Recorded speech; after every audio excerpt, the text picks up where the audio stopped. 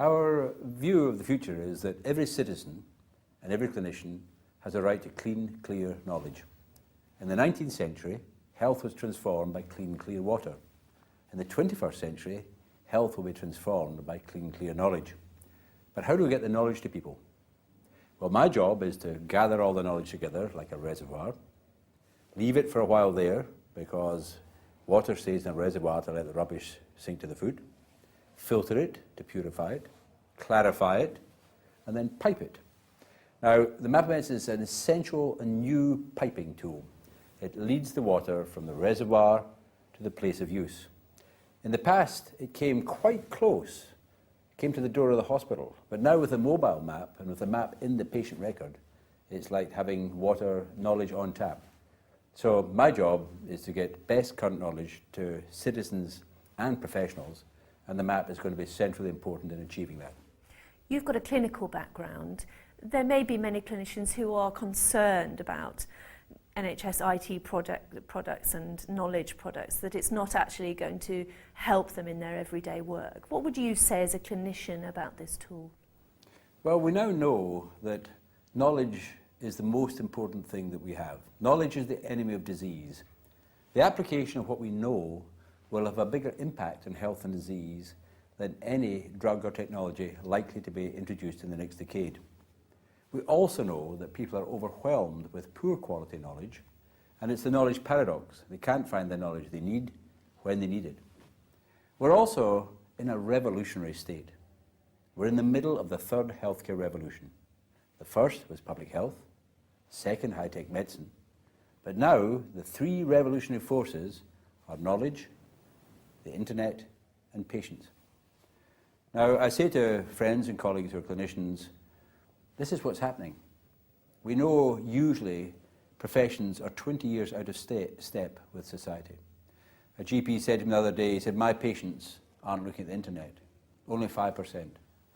I said, where do you practice? He said, in a middle-class area in the Midlands. I said, listen, only 5% of your patients are telling you they look at the internet.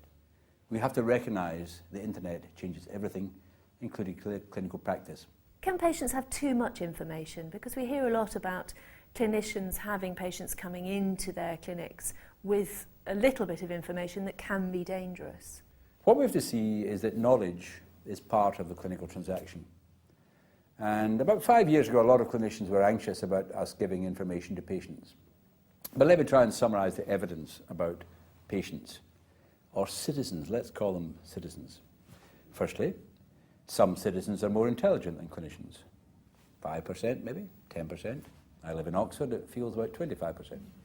Secondly, patients have more time than clinicians. Thirdly, many patients have only a single problem to deal with. Fourthly, the choice faced by patients is often dreadful but simple. For example, if you're making a decision about whether or not to have your gallbladder out, you don't need to understand the molecular biology of bile acids. You need to know what is the probability of benefit, what's the probability of harm, and what are the nature of the benefits and harms. So the decision we made about 5 years ago was to make everything open to clinicians and patients and let them find their own level. And for the future, I see, and we will, this is a plan, we will send people information before the consultation for them so they'll have prep beforehand and homework afterwards. And I know there'll be immediately clinicians will think, well, I know a patient who doesn't want to do that. But the evidence we have is that we always underestimate what patients want and how much more they want to be involved. As a representative of the Department of Health, how is the map specifically helping you to deliver what you as a department have promised? Well, as I say, the gap between what we know and what we do yawns like the Grand Canyon. Now, knowledge alone does not bridge the Grand Canyon, but having a way which we can write down in a form that people can understand what it is we want dramatically helps us achieve.